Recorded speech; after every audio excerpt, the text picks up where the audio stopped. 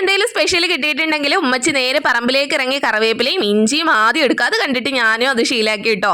അപ്പോൾ ഞാനും കറിവേപ്പിലയും ഇഞ്ചിയും എടുത്തിട്ടുണ്ട്. കലാപരിപാടികൾക്ക് തുടക്കം കുറിക്കാൻ വേണ്ടിയിട്ട് ഞാനൊരു തേങ്ങ പൊട്ടിച്ചുകൊണ്ട് തുടങ്ങി. ഇനി സ്റ്റേജിലേക്ക് നമ്മുടെ മെയിൻ കഥാപാത്രത്തെ ഇറക്കുകയാണ് കണവ. സ്വന്തമായി മ്യൂസിക് ഒക്കെ ഇട്ടുകൊണ്ട് ഞാൻ കണവ വൃത്തിയാക്കി എടുക്കുന്നുണ്ടേ.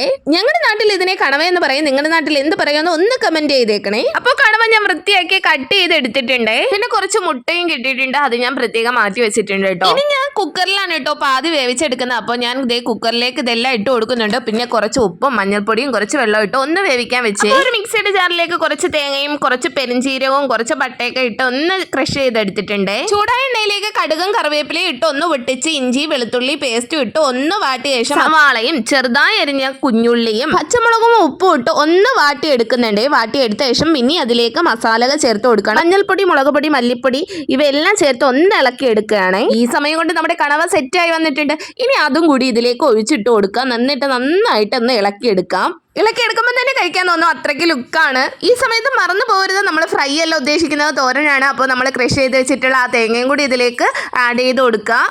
നന്നായി ഇളക്കിയിട്ട് നമുക്ക് ഇതെല്ലാം കൂടി ഒന്ന് ചേർത്ത് വെച്ച് കൊടുക്കാം. ഇതിന് മുകളിലായിട്ട് കുറച്ച് തക്കാളിയും കറിവേപ്പിലയും ഇട്ട് നമുക്കൊന്ന് ഡെക്കറേറ്റ് ചെയ്തെടുക്കാം. പിന്നെ ഒരല്പം വെള്ളം ഞാൻ ഒഴിച്ചു കൊടുക്കുന്നുണ്ട്, ഈ ഒരു അരപ്പ് ചൂടാവാൻ വേണ്ടിയിട്ടാണ്. 5 മിനിറ്റിന് ശേഷം നമ്മുടെ കണവ സെറ്റ് ആയിട്ടുണ്ട്. ഇനി ഇതുപോലെ അല്ല കേട്ടോ നമ്മൾ എടുക്കുന്നത്, കുറച്ച് എണ്ണ കൂടി തൂവി കൊടുക്കുന്നുണ്ട്. എന്നിട്ട് ഒന്നുകൂടി ഒന്ന് ആവിയിൽ വെച്ചെടുക്കുന്നുണ്ട്. അപ്പോൾ നമ്മുടെ കണവത്തോരൻ സെറ്റ് ആയിട്ടുണ്ട്. അടിപൊളി ടേസ്റ്റ് ആണ്. ഇങ്ങനെ എടുത്ത് കഴിക്കാൻ തോന്നും കേട്ടോ.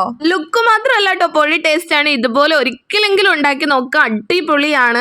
ലഞ്ചിൻ്റെ കൂടെയും ബ്രേക്ക്ഫാസ്റ്റിൻ്റെ കൂടെയും ഡിന്നറിൻ്റെ ഒക്കെ കൂടെ കഴിക്കാൻ പറ്റിയ അടിപൊളി ഐറ്റമാണ്. ഞാനിവിടെ ഡിന്നറിനാണ് ഇത് സെറ്റ് ചെയ്തിട്ടുള്ളത്. അപ്പോൾ എൻ്റെ ഈ കുഞ്ഞു വീഡിയോ ഇഷ്ടമായ ലൈക്കും ഷെയർ സബ്സ്ക്രൈബും ചെയ്യണേ. താങ്ക്